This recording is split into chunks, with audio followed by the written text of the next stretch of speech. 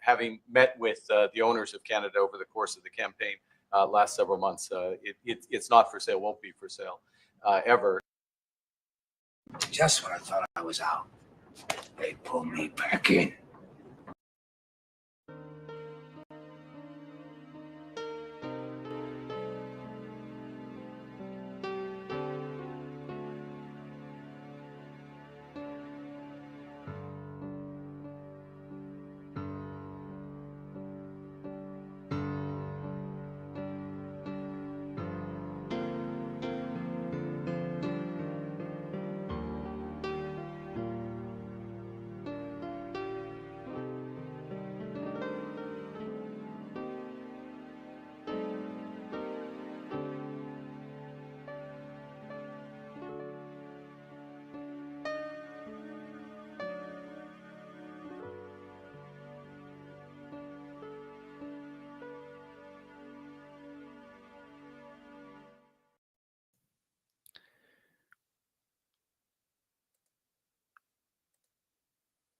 Welcome, everybody. Welcome to the Truth Table. I'm Paul Everton. This is season 2, episode 17, I believe. I know I'm going to eventually forget where I am because the numbers are going to go higher and higher, and my memory's going to. I'm getting older. If I get dementia, it's going to be called the Lost Table. All right, I have two amazing guests today. Arby Ham and Tish Conlon. Both ran for the People's Party. Both stood up to the mandates. And let's see here if I can pull this up. Tissa Robert has a Give, Send, Go that I would like to share with you. It is in the description link. And you can, let me switch spaces with there. Oh, it doesn't help that much, does it? There it is. It's Give, Send, Go. He's about 25% of the way. So if you would like to help him out with the legal defense, that's what you get for speaking when there's a scary virus going on. A lot of heroes came out. I met them and I've had them on my show. And he's an interesting story because Richard, I first found on Rumble. And because one of my heroes, and I'm guessing his as well, is Bill Cooper, who told us about 9/11, Bin Laden, and then he was taken from us. But he was a hero because he forewarned, he let us know that it's all a lie, and he stood on the truth. And I admire him. And Arby Ham, he has, let me put his website here. It can be found on Rumble. And I've Beyond the Pale is what drew me to RB because one of Bill Cooper's books, Behold a Pale Horse, was just very moving for me. Everything he did for mankind, basically what he tried to do, even with his forewarning, didn't really stop the bad things from happening. But RB has a lot of great interviews with educated people. He's basically doing the same thing I'm doing, really. He's standing on the truth. He's bringing the truth that you're not going to get on the media. And I guess we're the new media, but there are repercussions to standing in truth, and he knows that as well as I do. But he's driving right now, so I'm not sure. I don't want to cause an accident. But I'm going to bring him on, and in about an hour, we're going to bring Tish on, and hopefully we can get some more information, updates on how he's doing, what he's up to, and let me just bring this down so we can see our friend here. There he is. Hey guys, how you doing? I hardly recognize you without the turban. Yeah, I'm driving in my truck. I'm coming back from Regina with a little steel plate, so bear with me because I'm a little bit shaky when I'm talking. A little bit of a rough road. But yeah, I wanted to say thank you, Paul, for everything you're doing and bringing the truth to the table, as it were. And yeah, my podcast, RV Ham Beyond the Pale, I started it last year, about this year and a half ago. I hurt myself at work. I blew up my knee, and so I was sitting around the house not knowing what to do. And my friend Mark Friesen, the Grizzly Patriot, around that time was starting to deteriorate in his physical health. He stopped doing his Grizzly Patriot show, and so I said, what the hell? I mean, I got a lot of stuff to say, and I got a lot of stuff to try to warn people about, try to get through to people, and to bring guests that I know, people that I know of that are fighting in this freedom movement to the fore. So that's what I did. I started my own podcast, and I call it Beyond the Pale because, as you know, in the news, in the zeitgeist, conventional wisdom is simply conventional deception. That's why they call it conventional wisdom, because it's foisted upon you. And so if you really want to get to the truth, you've got to go beyond the pale. And they don't like that because they put those fences and those guidelines there on purpose because they don't want you to go beyond the pale and see what they're up to. Beyond the pale, of course, refers to two different things. In Ireland, when English nobility were visiting in Ireland, there was a set of stakes and fences set up to separate the rich Englishmen landowners from the poor Irish peasants, and they called that the pale. So you weren't supposed to go beyond the pale and see how the hoi polloi were doing. And it was also a similar thing in Russia. When you visited St. Petersburg, they had a fence set up. So visiting dignitaries and visiting rich businessmen who were going over to Russia at the time, this is the late 1800s, we're told do not go beyond the pale because beyond that is where the peasants live. That's where it comes from. But I named my show Beyond the Pale after a famous interview that Tim Russert did with Dick Cheney after 9/11. This was a couple months afterwards, and a lot of conspiracy theories were swirling around about the fact that the Air Force had stood down and how come we couldn't stop these 19 hijackers. I mean, a lot of stuff wasn't adding up, and Tim Russert famously said to him, so, Mr. Cheney, a lot of people are saying that the U.S. government might have had something to do with what was going on, that there might be something nefarious going on, that we're not being told the whole truth. And Dick Cheney looked at him and said, you can't go there, that's beyond the pale. Tim Russert immediately shut up and never said anything about it again. And a couple years later, he did an interview with with George W. Bush and John Kerry, who were both running for president in 2004. And Tim Russert asked both of them, he said, so it's a lot of people are wondering why you both went to Yale and you're both in the Skull and Bones Society. What does that mean for America? And of course, both Bush and Kerry laughed it off. But a few weeks later, Tim Russert had a mysterious heart attack and died. Excuse my cough. Yeah. That's where my show Beyond the Veil comes from that statement by Dick Cheney. And I do remember that too. Yeah. And there's never been any dividend checks for all the pillaging that's been done in our name. Oh, Like at least we're not.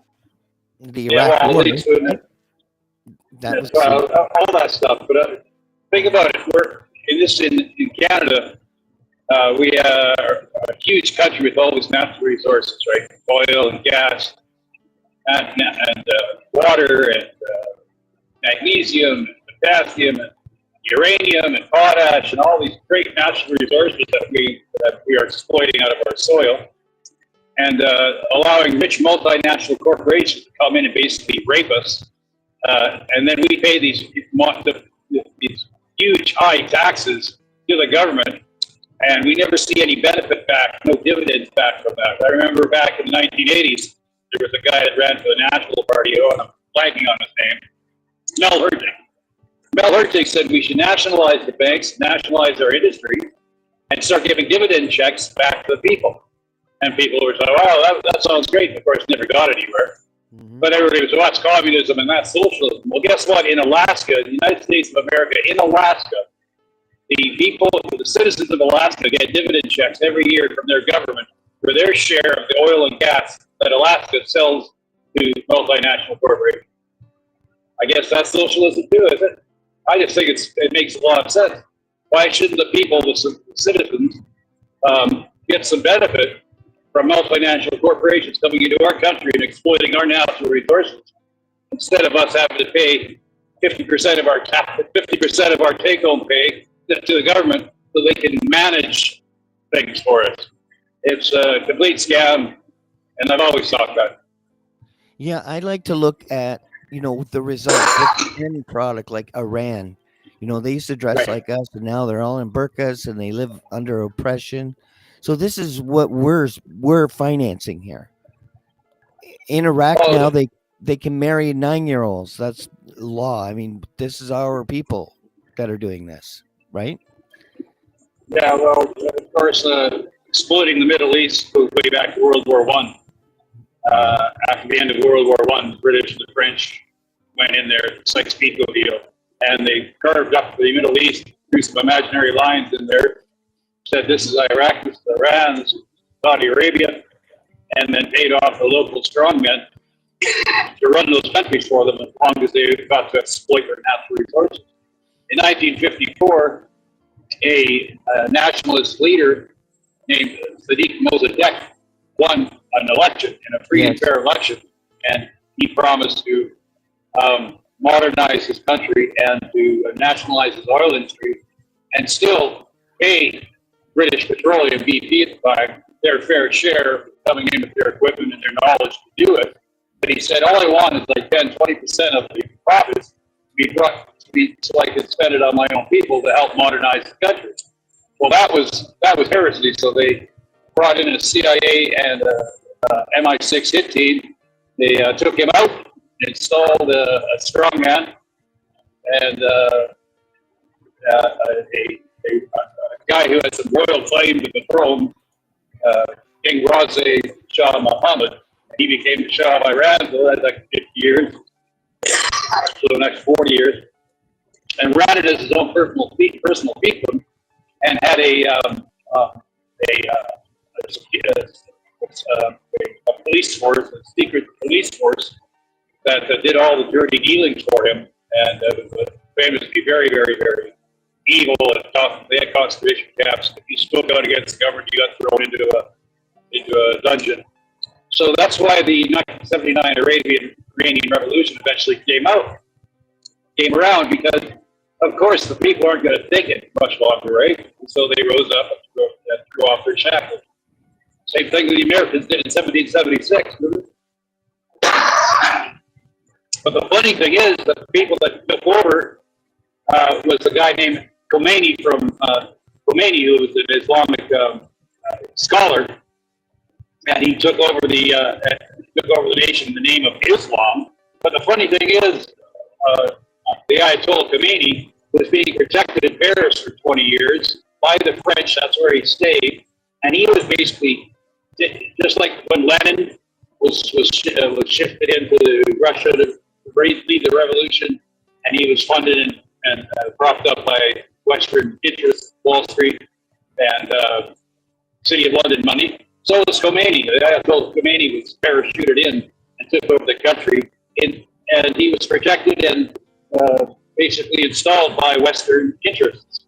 And then after that, of course, they had the fake hostage, the fake 51-day hostage taking of the U.S. embassy, which was done on purpose. It was a psyop to make sure that Reagan would get into government. And then they made a deal with the Iranian government, the Islamic government, for Stinger missiles, that they would send money to the CIA to help run drugs from the Iran-Contra. That was the whole Iran-Contra affair.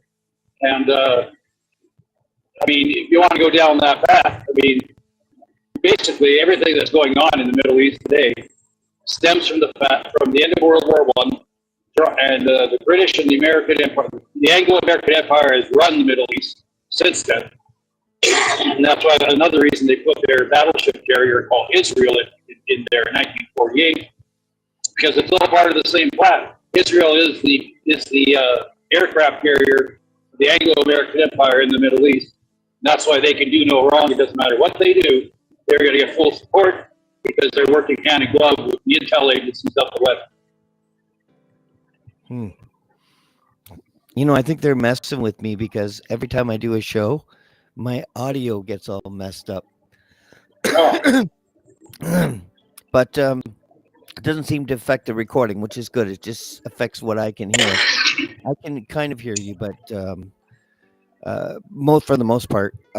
No, there's another guy that I really admire, like Bill Cooper, that you know as a friend. But he's a hero.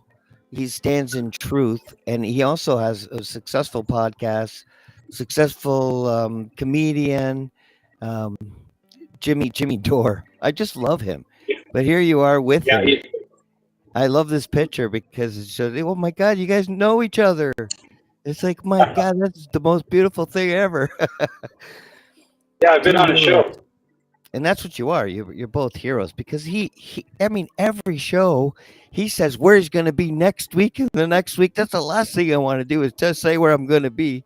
So, I mean, that's where he's so courageous, you know, because he is going against this woke, and they're violent people. These aren't friendly people he's dealing with. What I like about Jimmy Dore is that when presented with new information, he changed his mind. At the start of COVID, he fell for it, right? He bought into it, and to the point where he went and got two shots of the so-called vaccine, the mRNA gene therapy. Yeah, he took them. Yeah, and then he got vaccine injured, and his doctor told him so, and put him on a bunch of medications, including ivermectin and hydrochloroquine.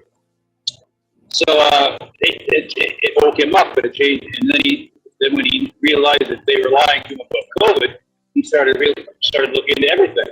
Started reinterpreting everything the government had been telling him and lying to us about all these years, including 9/11, including climate change and all this stuff. But he really awakened and opened his mind up. And like me, he's from the left. I was a left-wing anti-war activist all my life. I marched against the free trade agreements back in the 80s because I was an activist against that because I knew what they were doing. They were trying to destroy our unions, destroy our industrial base, and ship it all over to work in Mexico and China for pennies on the dollar. So our multinational corporations could make more profit and get rid of the middle class here down in the United States. In the Western world, the middle class was the problems of these oligarchs because we had too much power, too much money, too much leisure time. We could travel where we wanted. You work hard and saved a bit, you could actually have a nice life.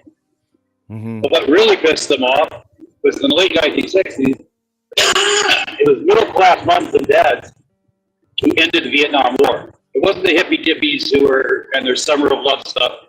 That wasn't what really concerned them because they could deal with that through their Operation COINTELPRO, introducing drugs and LSD into the system and, you know, basically thwarting the hippie movement by turning them into a bunch of drug addicts. No, what really pissed them off, middle class moms and dads who stood up and said, we're sick and tired of our kids being sent off to a pointless war halfway around the world to die in jungles, just so the military-industrial complex can make a lot of money. So ever since then, there's been a concerted effort to destroy the middle class in the Western countries because we are a free and prosperous middle class that asks questions and looks deep into what's going on is their biggest problem. So back in those days, you could have like Seymour Hersh break the My Life story, and then the people would rise up and say, that's enough of this nonsense. Nowadays, they don't have the army. The army isn't drafted anymore. Back in those days, kids could get drafted into the army. So they changed that because it was a problem. And they made it a volunteer army. And to ensure that a lot of people signed up to join the army, they made being middle class almost unaffordable. So it's one way of you want to have some kind of a career while you go into the Army in the United States, because poor people can actually have some kind of a life if they join the Army there. And they made it a volunteer thing so that middle-class mums and dads can't complain that our kids are being ripped or whipped or raped and sent off to these wars.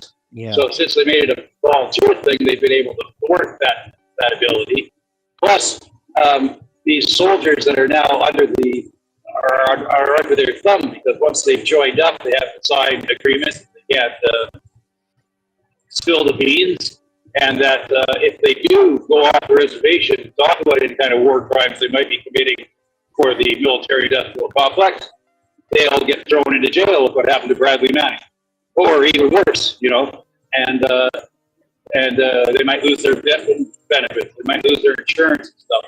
And once you've been injured in war and you come back, you're reliant on the government now to take care of you, because you're basically, if you lose an arm or a leg or something or an eye, and they recruit a bunch of these people into their crisis acting industry so they can pull off fake school shootings and fake psychological operations, like what happened in Washington just a few Yep. a week ago, when that Afghan national who was blackmailed into going to drive halfway across the country and shoot to National Guards people 2 blocks away from the White House, so they can be used as a cause célèbre or an excuse to crack down even more on the people.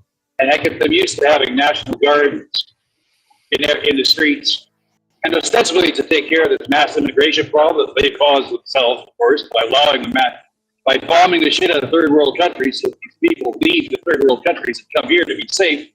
And once they're here, they don't fit into the national fabric, and they destroy the cultural tendrils of the country they come to, which of course creates the chaos that they want. Because remember, with these people, it's always problem, reaction, solution. They cause the problem, they wait for the citizenry to react to it, and then they have their pre-made solution ready to come in.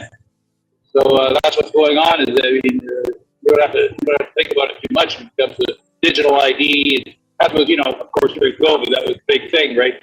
Vaccine, digital IDs, and all that stuff. The barcodes to get into restaurants. That was a testing program. Now they're going to bring it in under digital ID is coming, whether we like it or not, because they're crashing the economy. They're destroying the petrodollar, and they're going to completely wipe out the middle class through that until you're reliant on. If they destroy if you go to your bank account's gone, and the government says, "Here, I got a solution for you. We'll put you on UBI, Universal Basic Income." But it's not going to be like what Elon Musk says. It's not going to be enough money to live on. It's going to be enough money to just get by on. Plus, they'll attach it to your social credit score, which they've been, of course, rolling out in China. Because if you want to see what's going to happen here, first look to China, because that's their testing. China's their it's their prototype. What they want us to become. Yep.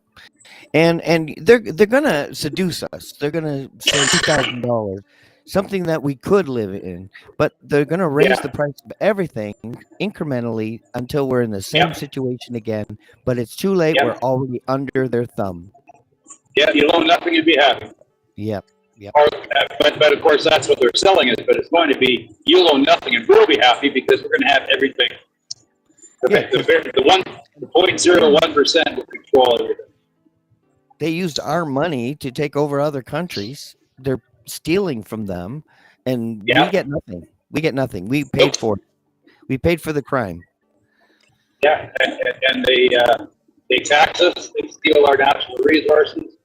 They make us pay property taxes, which makes no sense. If you own your own home, why are you paying a tax on somebody else to own your own home? I believe they double tax it. I think the election was stolen. I think the election was stolen. Would you agree with me? Oh, well, I don't know if it was stolen. I think it was arranged.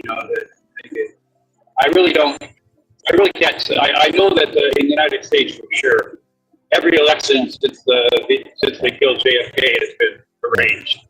Because they always put in the guy they want. There's always a reason they put the guy in they want. So a lot of people say that. Remember, Hillary was supposed to win that election back in 2016. Everybody thought Hillary was going to win but they installed Trump. Why? Because they wouldn't be able to get away with the stuff they got away with Hillary in charge because nobody could stand her. But they brought in Trump, and then Trump was going to make all these great changes, but they used the Russiagate bullshit and everything to hamstring his ability to actually end that war in Ukraine. And they did it on purpose, and Trump went along with it, all the lawfare and stuff, to get the liberals behind a war. Because before that, you could never get liberals. Like, if they would have brought Hillary in to try to get the Ukraine war going, it wouldn't have worked. But with Trump in there, it does, because all of a sudden Trump's against it, and Trump was so hated by the left that everybody got behind whatever Trump didn't want. All of a sudden, you had the left, the liberals, supposedly the anti-war crowd, getting in line to cheer on the Ukraine war. But of course, they fooled them with Obama, right? When they brought Obama in after Bush, he was going to get rid of Guantanamo, he was going to end the wars and stuff. They didn't. He just doubled down. He just gave George W. Bush 2.0. Yep. And he bombed and he overthrew Gaddafi in Libya. He got the Syria war going, and he was drone bombing folks, American citizens, getting away with it because the left went to sleep because they loved Obama so much. It's all about the cult of personality and the worship of celebrity culture with the American people, and the left, and the Canadian people too. But everything's a rage. For instance, in this last election, And Justin Trudeau. the hardest part is that, like in Syria, it's the Christians that are being killed right now. Well, yeah, I mean, Bashir Assad, I'm butchering his name, Syrian President Assad, was a dictator for sure, and his Ba'ath Party was pretty brutal. But you know what they did do? They protected Christian communities and minority communities. And when the Americans and the British, the Anglo-American Empire decided to overthrow Syria, they wanted to steal their oil and take. They are the ones that created ISIS and funded ISIS and armed ISIS to overthrow Assad. Russia got in there and stopped it from happening, but they couldn't stop it forever. And then so this last couple years ago, they decided to go full out, and they made Putin a deal. He has to worry so much about what's going on in Ukraine. He doesn't have time for Syria. So they sent in the former head shopper, the former co-founder of Al Qaeda in Iraq, who is now the president of Syria, and they're destroying Christian communities and wiping them out. And he's making deals with Saudi Arabia. He's making deals with Israel. And this former Al Qaeda guy was brought to the United States, sat down with the president of the United States, and met him in the White House. They had to give him handshakes all around. And General Petraeus sat with him on stage and said, "I hope you get enough sleep. I know we were on different sides before and then during that war, but I really respect you because you bullshit like that." Like so supposedly 9/11, Al Qaeda attacked the United States, took down World Trade Centers and the Pentagon and all that bullshit. It's all a complete lie. What the official narrative was. And now the very people that they say perpetrated the 9/11 tragedy that changed the world, brought the Patriot Act in and all the other stuff. Yeah. We're now shaking hands with Al Qaeda in Syria as they partner with the military industrial complex and Israel to allow Syria to be turned into another Western backed totalitarian regime where they'll steal their oil and their natural resources, kill all the Christians. It's heartbreaking to know that we've always been funding the bad guys. Yeah, It's a really hard look in the mirror of what their government is saying to us and what they're doing. And they're really not hiding it anymore. Like the CPP sellout with Carney, he's gonna get billions up front for this deal, like his own personal gain. And Brookfield Brookfield Asset Management. Yeah, I know. It's sort of like Dick Cheney. Remember, he was the head of Halliburton when they went into Iraq. He supposedly signed off. He said, "Well, I'm putting the ownership of Halliburton into a trust." But he was still getting money from Halliburton for rebuilding the country he destroyed. And the same thing is going on with Carney. His company, Brookfield Asset Management, owns pipelines in South America and all this stuff. He's supposed to be against supposed to be this WWF guy who's a net zero climate change zealot. But at the same time, his company owns oil wells and pipelines all across the world. And his company's also big into modular homes. It's the big thing, you know, the 15-minute cities, stack them and pack them into the cities. So he owns a lot of patents on companies that make modular homes. They can crank out these modular homes with 800 square foot apartments, stack and pack them in all the cities, drive all the people into them. So they, you know, because they can't afford to buy their own private properties anymore. What are you going to do? Well, they're going to rent them out to people. Yeah. So it's all big scam. He's making deals through infrastructure agreements with all the provinces that are enriching him, his billionaire cronies, and his oligarchic friends, which include, by the way, Donald Trump. That's what I wanted to get to this last election. Why did Carney win? They got rid of Justin Trudeau because he was untenable. He was negative in the approval rating. No way the Liberals are going to win with Justin Trudeau. So what did Justin do? He resigned and shut down Parliament for 3 months.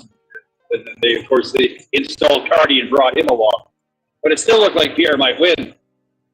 Pierre was given Pierre was going along with this the whole time. Carney is the CEO and Pierre is just the floor manager for the Canadian version of the New World Order.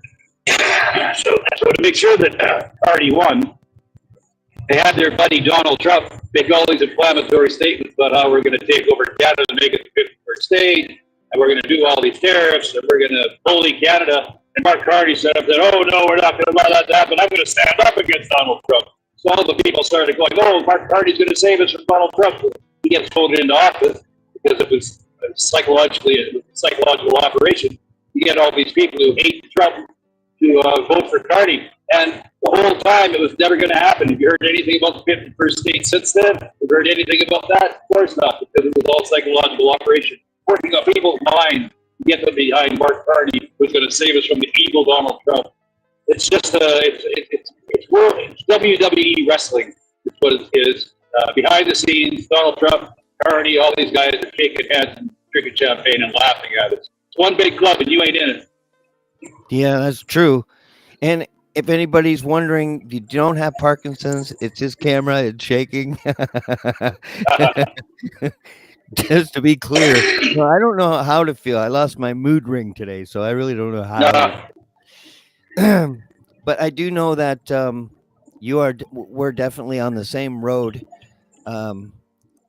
in our awareness, and I think kids are trained to be liberals. I think we're indoctrinated to come out of school being liberal. Yeah, absolutely. I mean, it's right from look how it wasn't so bad, but I was growing up in the 70s. But I think, especially around late 80s and 90s, it started sneaking in, but now it's full blown. When I was protesting against the COVID mandates and restrictions, I was working at the time as a custodian in an elementary school, a janitor. I was the assistant building operator. So I go into the classrooms after the kids were out and clean up sweep out the classrooms, whatever. And I would see that the brochures and handouts that the teachers were given by the school board to present as teaching aids for the children about current events and stuff. And it was basically liberal propaganda, right? From like how you're supposed to teach the kids to feel about LGBTQ identity, how to teach the kids how to feel about the war in Ukraine, how to teach kids to feel about residential schools and the truth and reconciliation and all this stuff, all this woke stuff, woke crap. It's in the curriculum. It's and the teachers have no choice but to teach it. And if they don't teach it, they get fired. I mean, it's really bad. It's so bad. I mean, a guy for life, a teacher for not, properly addressing the gender pronoun of a trans woman. Yeah, I know. It's absolutely ridiculous. And when you and what's really bad is that it's not through the Tavistock Institute psychological operation. That's where it was first brought out in England, but it quickly spread across Western society. you start preying on the minds of 11, 12, 13, 14-year-old kids who are at that vulnerable age where their brains aren't even fully formed and they're already having some kind of identity issues about what they are. It's through that upward stage of puberty. You know, if you're a tall, gangly kid and you start getting hair, you didn't know it was supposed to be there and stuff. Instead of in the old days, you go to your parents, your grandparents, or your tribe, or your elders, and say, "What's going on with me?" They'll give you a normal, common sense answer because it's just the way it is. They'll give you the talk about the birds and the bees, and kids were pretty much be able to handle that. But in this situation, you isolated the children from their parents because they're going to a state-run school, and now they're going to their teacher for these answers. The teacher is reading from the curriculum he or she has been given, and they're being encouraged to tell the kids, well, if you feel like you might want to be a girl, well, you can be a girl. You don't have to actually be, it has nothing to do with your the scientific X's and O's of gender identity. It has to do with how you feel. And so they confuse these kids and then to actually believing this stuff. And it's actually very, very, very, very satanic if you really think about it. The state separating, because remember that the Freemason God is the Baphomet. Baphomet is half man, half woman. Right? Yep. The hermaphrodite. So very satanic. But Bill C9 could put me in jail for quoting scripture now. That's what they want because they don't. That's gonna get me in trouble because I do it a lot. Well, and it won't be just you. And it won't be just Christians you're going to be going after. Because guess who? You know how they always warn us about how evil these Muslims are. Well, Muslims are pretty conservative, let me tell you, and they really do not believe in the fact that their boy could be a girl or the girl could be a boy. No. So they'll be going after the Muslims too, and they'll be going after any religion that wants to stand up against it. So you're going to see more and more Muslim-only schools, more and more only Christian-only schools breaking away from the state. It's of course what they want, but then isolate the community against each other. You'll have, an Islamic school here, and a Jewish school here, and a Presbyterian school over there that don't want to go along with the state, because that also works in their plans of separating us, dividing and conquering, right? Pitting one group against each other. I mean, that's how they ran the COVID psyop. They pitted all the normies against the people who stood up for their rights, and they told all the normie people, those working class people that are involved in the trucker convoy, those good working class people that are standing up for everybody's rights, they're evil, they're white supremacists, they're fascists, they're Nazis, and it worked like a charm. It's a lot of name calling, it's very abusive and manipulative. And Trudeau, it was right from the top. Yeah, he was Justin terrible. Trudeau was up there saying, "How dare those people that are you're unvaccinated? You think you can get on a plane with my vaccinated kids and put them in danger?" Whoa, wait, Justin! Did you just say your kids are vaccinated? Well, aren't they protected now? Yeah. Oh, bang! Yeah, but people actually believe they're so bent. Their minds are so bent by the propaganda. They actually believe that vaccinated people, if the vaccine works, that's all you need, right? How are they in danger from unvaccinated people if the vaccine works? It was a crime of the century, no doubt. Oh, absolutely.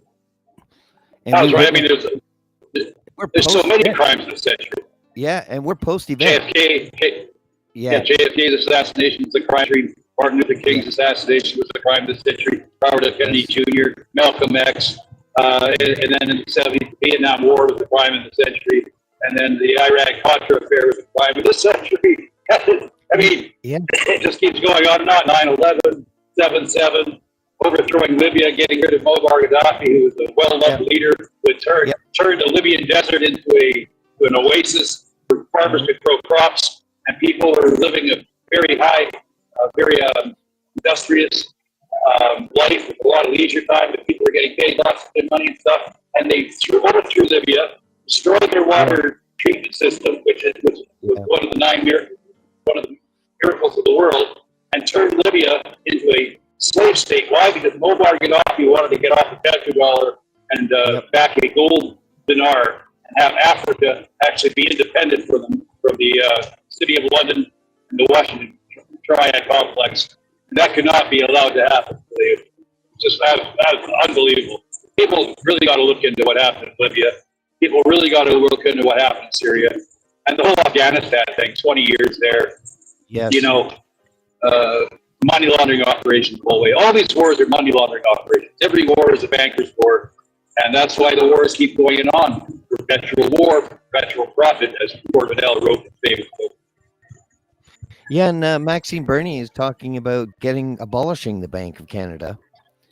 That's a good place to start. But I agree. A lot of that's why I'm a People's Party member. I'm a PPC. Are you going to run next time as well? I think I will. Even though I'm not completely one of the what you would consider one of these people. A lot of people who think of the PPC think that we're right wing, but I'm far from a right winger. I actually don't believe in that left or right designation anymore, or liberal conservative designation anymore. I just the way they label you to get you to fight against. I'm a common sense guy. I'm a trade unionist by background, anti-war activist, trade unionist, and I'm just a common sense guy. I mean, I grew up with the classic liberal values that Thomas Jefferson talked about. Maxime Bernier talked about classic liberal values too. That we should do something. When you want to talk about governing your own country, you take care of your own people first before you take care of other people. You know, you're raising a family. You don't go next door and lavish money on other people's kids and then come back and beat yours. That's not the way you're supposed to govern a country, but that's how we govern our country. Yeah. We don't take care of our own people. No. We got the fentanyl crisis. We have veterans homeless in the streets. We have high taxation, people barely able to afford to live, working 2 or 3 jobs just to make ends meet. Meanwhile, we're lavishing billions and billions of dollars on a war in Ukraine that's unwinnable. Sending billions and millions of dollars to other countries worldwide for their LGBTQ training seminars, and sending arms and munitions to other countries' wars before we care about our own people. It's absolutely ridiculous. So that's why I'm on board with what Maxime's all about, and I'm also against mass immigration, because you can be against mass immigration from a left-wing socialist standpoint, because if you bring in a whole bunch of immigrants that'll work for way less than you will work for, drive down the wages, you drive down competitive salaries, and you make everybody poorer instead of bringing everybody else up. So that just makes sense, right? Take care of your own workers. It does. And it destroys the union movement too. That's why free trade, I hated that. It destroyed the union movement. And don't tell me the union movement is bad, because if it wasn't for the unions, you wouldn't have an 8-hour work week, a 40-hour work day, paid vacations, and safe work environments, because that's what the unions did for. I'm going down the hill if I glitch out for a little while, because I'm going down the Blackstrap Hill. Yeah, be careful down that hill. I did like the platform of the PPC. It's very similar to the Libertarian Party. I did run as a Libertarian. Same time Doug Ford first ran, and I was happy to get rid of Kathleen Wynne. But I think we're in a very dark corner right now with this religion, quoting religion. Now, I don't want any religion to dominate like Zionists. I don't want a religious ideology to have any part of politics or running a government, because I read all their books and they're not all nice. Actually, a lot of them are not nice. So anyone who's, like a Jim Jones radical, I mean, it tells you to kill your kids if they're disobedient. We don't do that. That's not of God. So you have to understand that these books have been tampered with. They're not actually from God. But I do have more faith in what's carved in stone than on paper. And a lot of these tablets that created these books from are missing sections, and they just filled them in. So that's not appropriate. If the paragraph ends at the third word, just say it ends. Be honest, and don't fill in the blanks as you choose. and that's where religion has been kind of a big problem for me. I've learned something from each of them, but I do like that the People's Party respects, your right to pray, to quote scriptures on your Facebook. It's not a crime, and they're really. This is such a dark time for even them to be speaking about this thing. Well, there's a reason that one of the greatest documents ever, the Constitution of the United States, the Bill of Rights, has a clause in it to separate the church and state. You don't want the state telling the church what it can do, but you don't want the church telling the state what it can do. So there's a separation there for a reason, because otherwise it gets very dark indeed. Things can lead to like the Inquisition if you allow the church to have too much power, or things can lead to like Stalin, Bolshevik communism in Russia, where the state has too much power and it runs roughshod over religions and actually starts jailing Christians by the millions and wiping them out, putting them in concentration camps and gulags. Which is why I like what Putin did when he came into power. He reinstalled the Russian Orthodox Church, gave it supremacy again. Yep. At the same time, So the thing about the Russia-Ukraine war, that's a whole other thing we could probably talk about, but that has also been sold to us as a bunch of lies. The Maidan Revolution in 2014 was the CIA going in there, backing a strongman to overthrow a popular elected government. He was making deals with Russia. He was doing good for his country because they were getting cheap oil and gas from Russia, and they were actually progressing and doing very fine. And these leftover Nazis from World War II, Van der Reich, Bishop Freeland's grandfather was one of them, wanted to overthrow the government and install their crazy fascist ideology into power.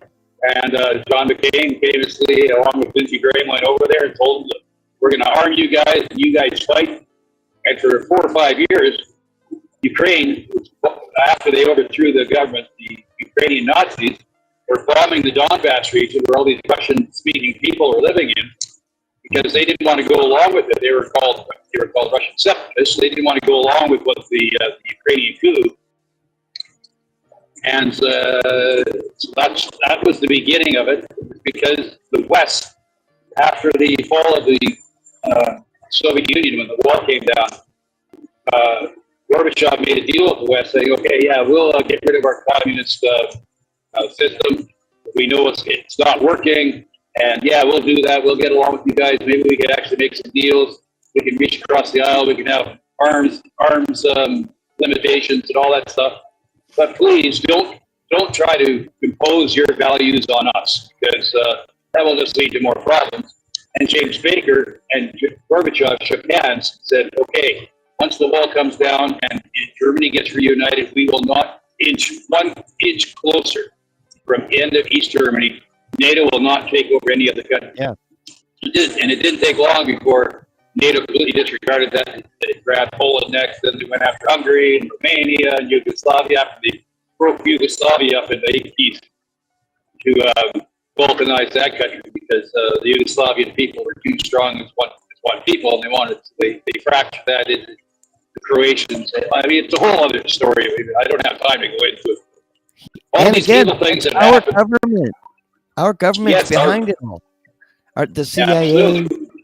It's disgusting. I mean, these departments need to be shut down. Patriot Act needs to be, thrown Oh, out yeah. the window. I mean, did you know that Canada has we have our own version of the Patriot Act? Did you know that? Yeah, well, we need everyone to know their rights for sure. Education. People need to understand what where their limits are, where their power is. So I hope to disseminate as much of that as I can. I'm sure you do as well. Yeah, I do. And so after 9/11 happened, our governments made deals where the CIA and the FBI could work hand in glove with our CSIS and our RCMP, and they could cross the border. They could have power over our police forces. So we're no longer a separate command, single unified command. Basically, we're We're just an appendage of the United States of America. We're a colony of them. They run us, they control us. And that's why our dollar is so low. Way back, there was a time in the 60s, late 1960s and early 1970s, where our dollar was worth more than the American dollar. And football players would come up to Canada to play for more money than they could make in the United States. Yeah, it doesn't surprise me. I mean, most people have that urge, you know, they want to get the best out of their value while they're young, especially with sports and that, because you only have so many years you can do it. So you have to be smart with your money. And so back in 1973, Nixon and Trudeau made that announcement we were going off the gold standard. And since then, basically Pierre Trudeau with that signed us over to the global bankster cartel to control our monetary supply. And because they want to keep us subservient to the United States, they make sure our dollar is always lower than the United States. We are never allowed to get up to par with them, because then we might have some kind of save in the way things are going. And all these free trade agreements are always heavily skewed towards the United States, towards Great Britain, towards the power centers, City of London, City of Washington, City of Rome. It's a very, very, very, very dark triad. And Canada, we are just basically a colony, an appendage of the Anglo-American Empire. And until we realize that, get behind nationalist leaders like Maxime Bernier and actually make this happen, there's no voting your way out of this. We have to burn it all down and start over again. I agree. And it's worth doing. For the education alone needs to be redone. It's an absolute, it's an evil. It's just pure evil. The whole thing. And everyone that's in Ontario government voted for it. The DEI and critical race theory. Didn't matter which party. All of them voted the same way. Same with the federal government. They all voted to let children surgically alter their bodies, permanently turning them into eunuchs that will never, you know, be able to have children. If they change their mind, they can't. And remember that election? Yeah. That election, 2 elections back. The one time the PPC, we almost got 1 million votes 2 elections back because we were the only party that was standing up against COVID madness. But you remember all the other parties made that video saying, we're all in this together, wearing masks, standing 6 feet apart. Remember that?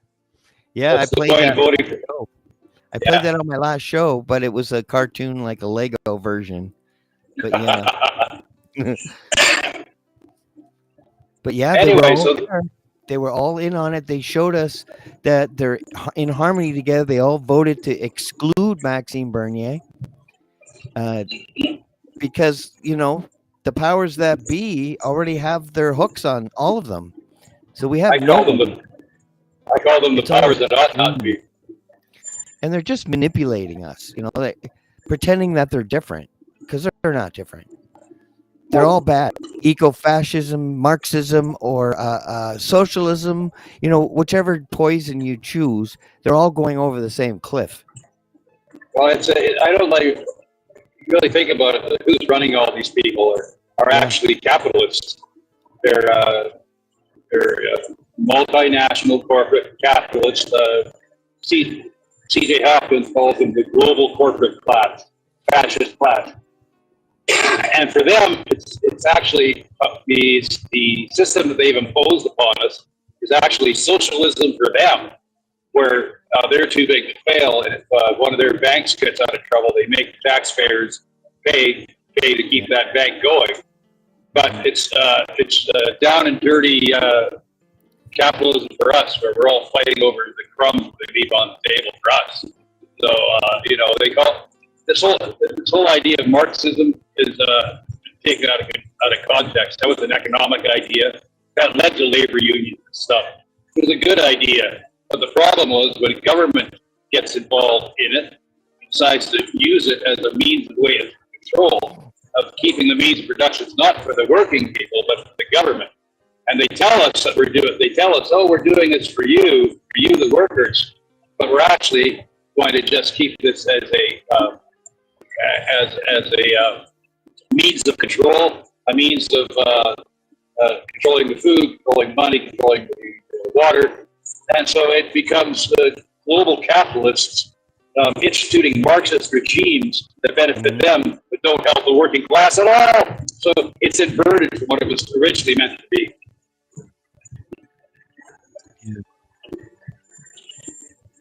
Well, here's the 1 minute video here. It is definitely don't watch it for too long. You'll go off road, and then I'm gonna feel guilty forever. I got my eyes on the road. Okay, brother. So far in the fight against COVID, it's time to. We're in it together. We've come so far in the fight against COVID, it's time to finish this pandemic for good. So get vaccinated. And if you know someone who hasn't, talk to them. For our communities, for our economy, it's how we get forward together. Vaccines are safe and effective for use. Vaccines are the best way for you to protect yourself, your family, and your community. So get vaccinated. Let's fight COVID-19 together. Pour vous protéger vous-même, pour protéger les plus fragiles d'entre nous, pour protéger l'ensemble de la population, le meilleur moyen connu demeure le vaccin. S'il vous plaît, soyez responsables, soyez solidaires, faites-vous vacciner. We all agree getting vaccinated is the way forward. We're all in agreement this is not a partisan issue, so please get vaccinated. We're united, and it's time to get the shot.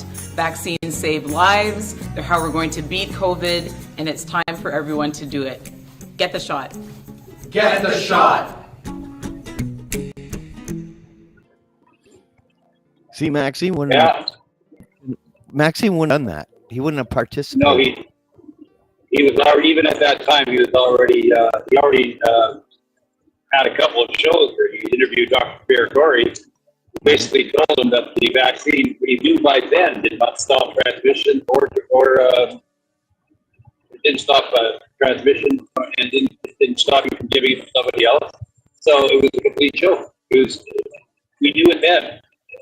Yeah. So they were lying to us on purpose, right in our faces.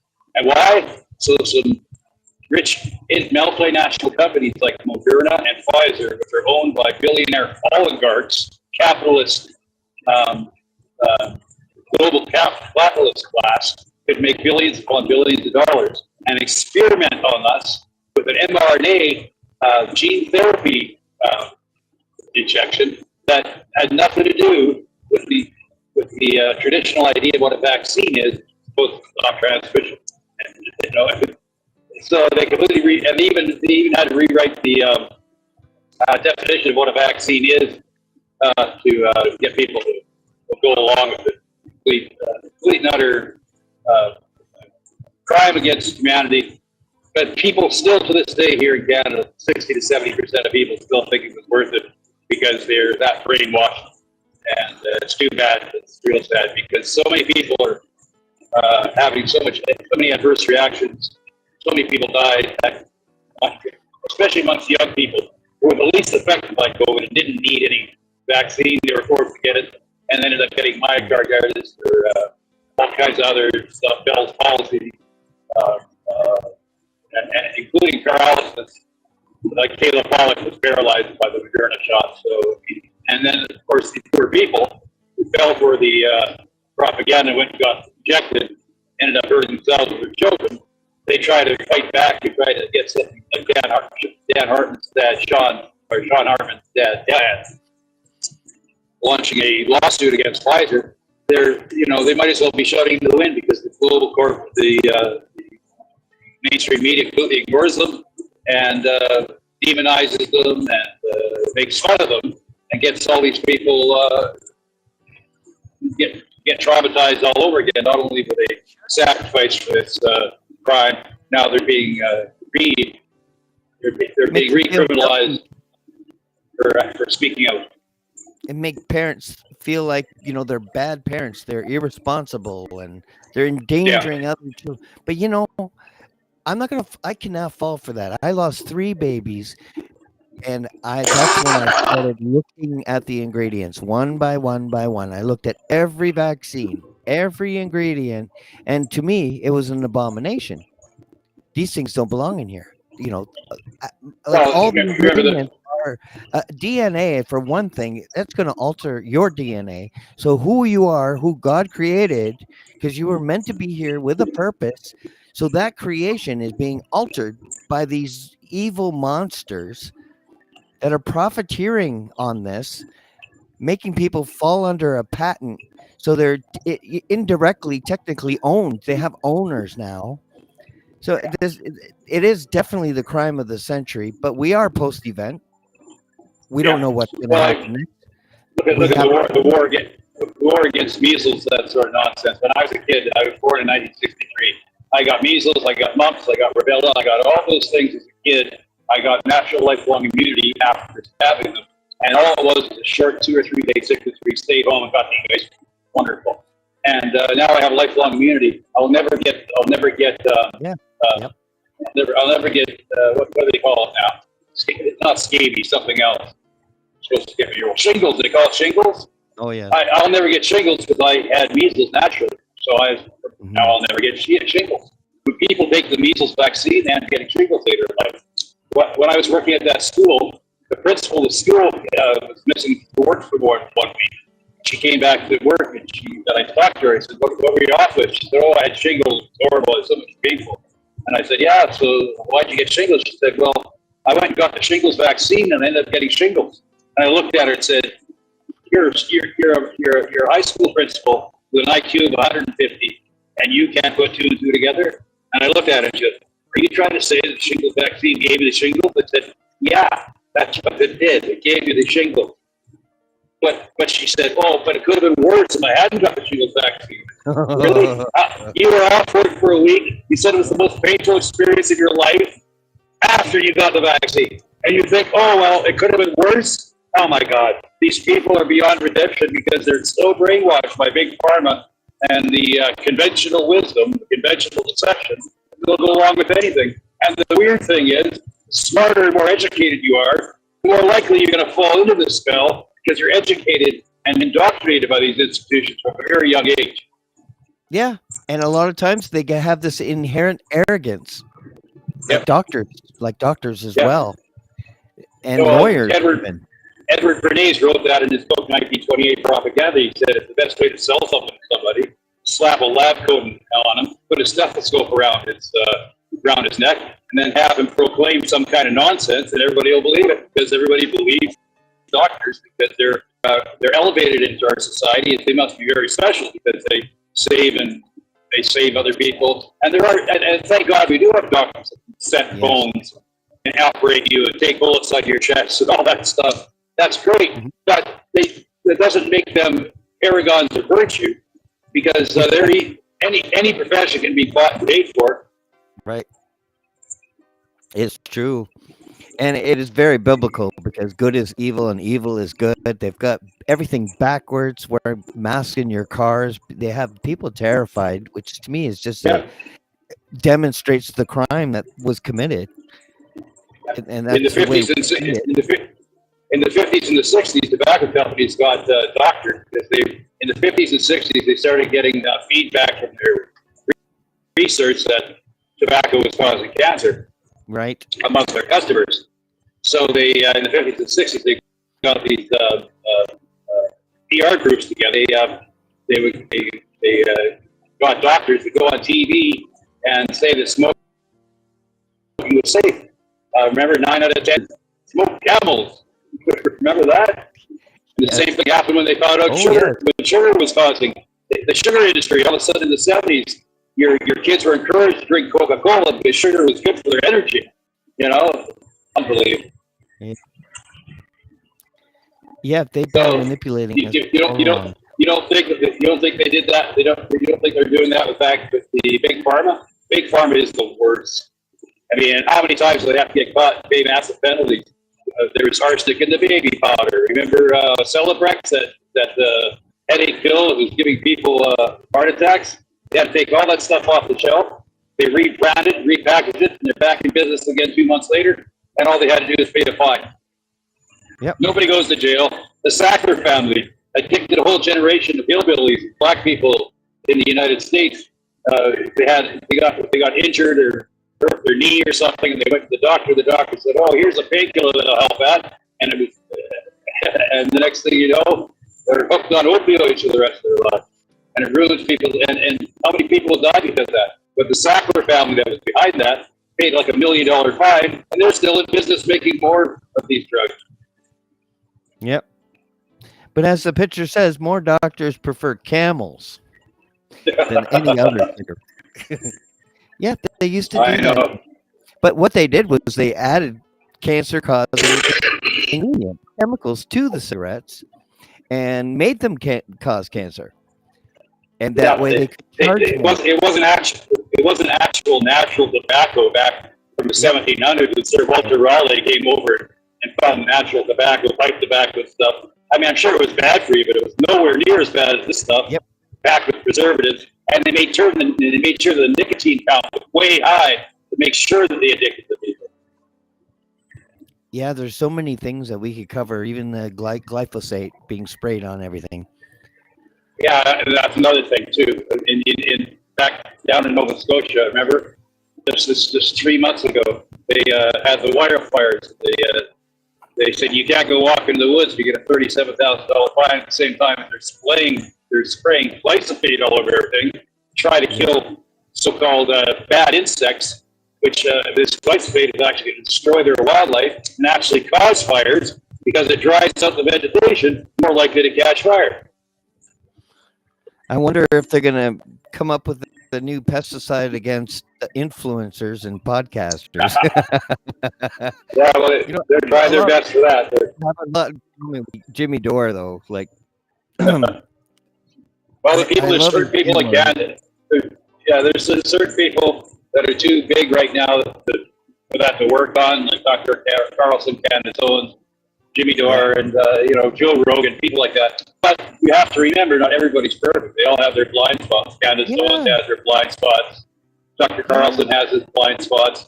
But as long as you're allowed your right of freedom of speech, you allow people to listen to everybody and the opposing point of view, and then you make a conscious decision where you decide to fall into that debate.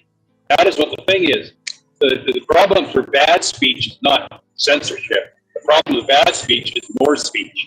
If I don't agree with something you say, I should have the right to reply. And that's all. And that's all we need. We don't need people to be deplatformed and canceled and say you're not allowed to say that because it's so horrible. Well, what's so horrible? If it's so horrible, let's talk about it and let's discuss it. We'll bring it out in the light of day. Sunlight is the best disinfectant.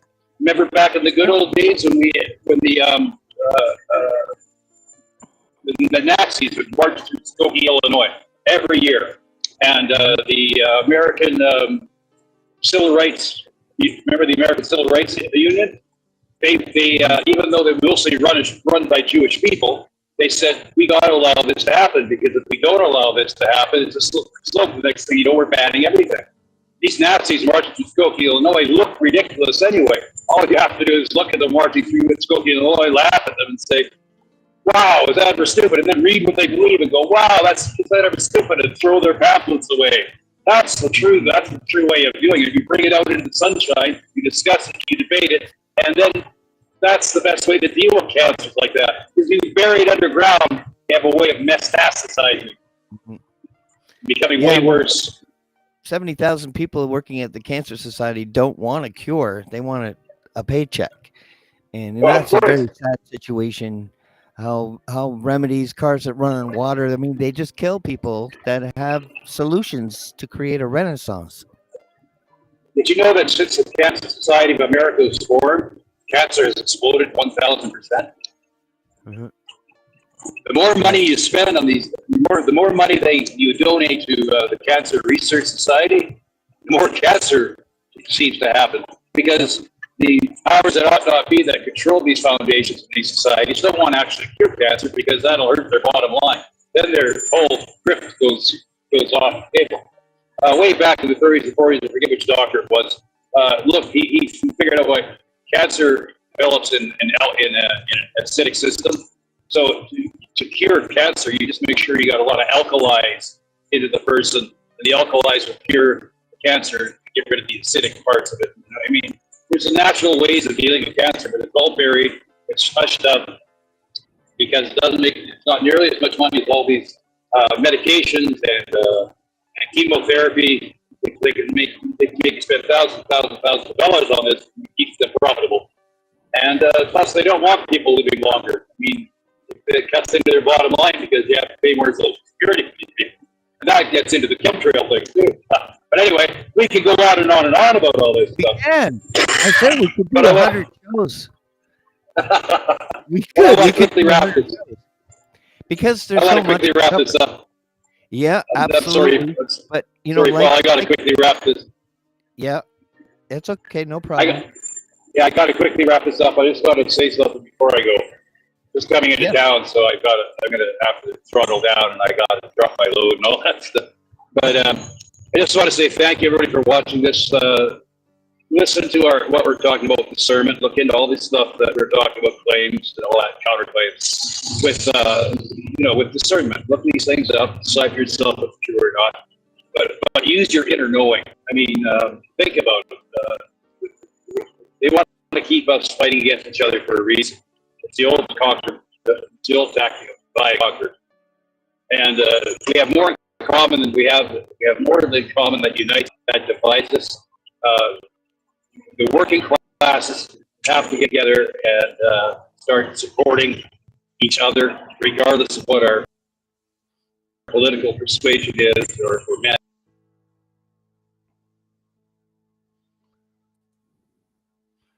Uh-oh. I think he just We're froze. fighting against each other over these cultural war issues. Anyway, so can you hear me now? Yeah, they do want to fight. You just froze for a couple seconds there. Can you hear me now? But yeah, you're good. But I'm back. Okay, Yep. so anybody, thanks for listening to this. Thanks for doing this. If you want to support me, you can go to my Rumble channel and subscribe to my channel, Beyond the Pale. You can follow me on X at RBHam63. I have a Substack too. You can look up RBHam and Substack.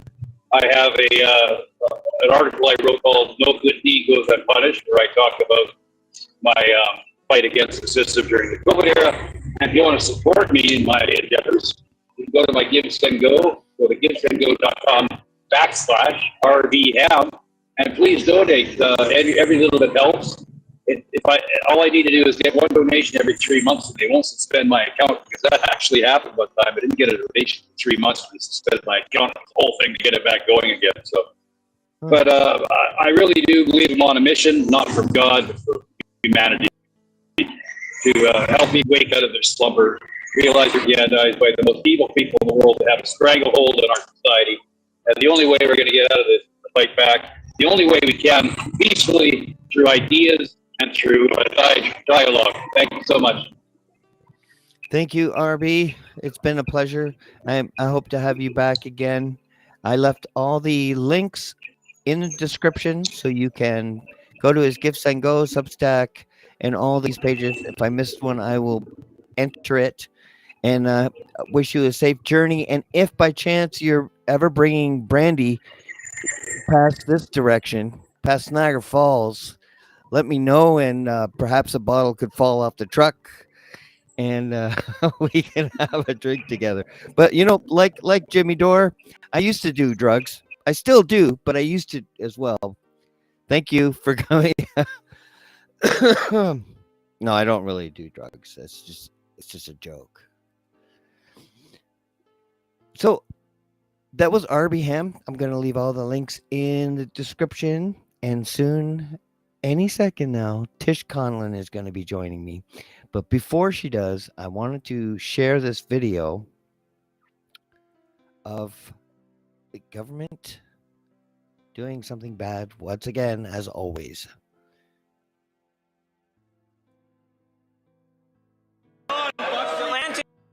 Is investing $16 billion of their own dollars into the United States to create 5,000 auto jobs. Meanwhile, this Liberal government gave Stellantis $15 billion taxpayer dollars, and they fired 3,000 auto workers. Let that sink in for a minute. This is what happens when competent Liberal ministers don't read contracts. And this isn't an investment. This is a corporate ripoff. They took $15 billion and fired the workers.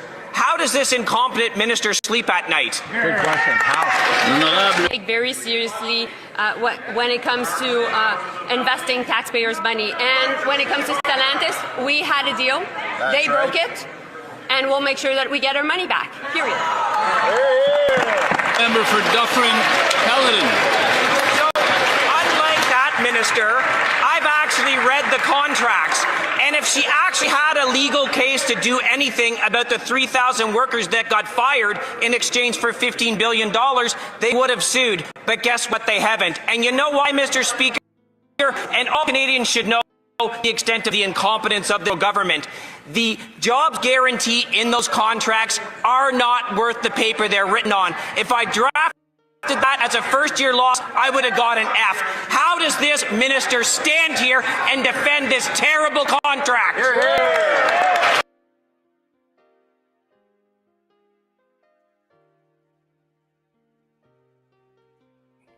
And that's what it is, a terrible contract.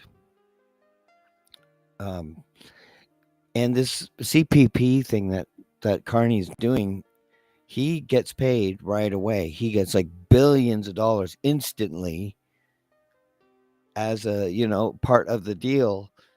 So we're dealing with a crime here. This is stealing. They're stealing people's pensions. And he's getting a big chunk of it instantly. No waiting time, no waiting period for him. And it's not even hidden anymore. It's like they're very confident and cocky because there's no one to stop them. They have the police wrapped around their finger. Now, if someone would like to be a guest on RB Ham's podcast, you can message him through Facebook, RB Ham. And I'm not sure about Rumble. You might be able to comment on one of his videos. But I would suggest that or rbham@gmail.com. You can mail him. Also, he's got a lot of information. I hope he writes a book. He does have a Substack, and I would definitely recommend that. I'm still awaiting Tish to join me. So I am going to... The internet's messing with me. Every single show. It doesn't seem to affect the actual video for you, but for me, it's like meddling where I don't know what's going on. Okay, let's see if I can get this going here. I don't know how this is going to sound, so I'm going to try to listen to it on another app. This is an original song. Now it says Enigma, but I am no longer Enigma because there is another Enigma already that exists, and I do not want to use the same name as someone else. So it looks like it's loading. Like nothing is oh boy. I'm going to have to just put it in the back seat for now. And yeah, wow. Isn't that something? Okay.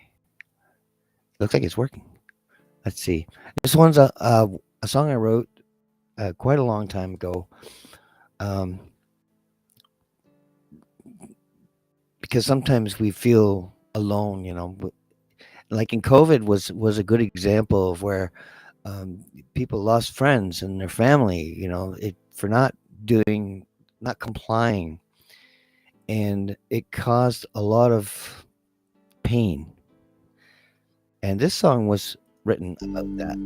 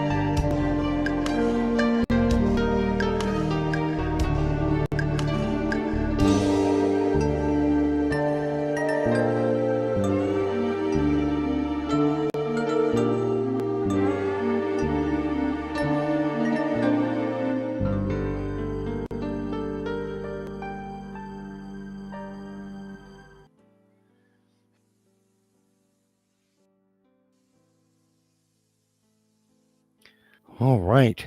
Tish has not arrived yet, so I am going to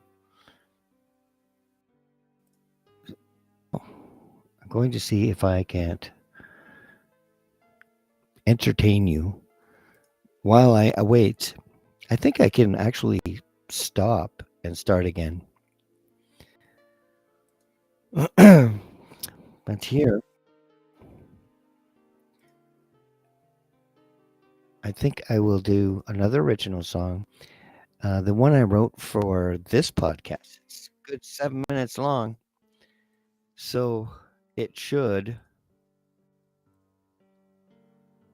she should be here by then.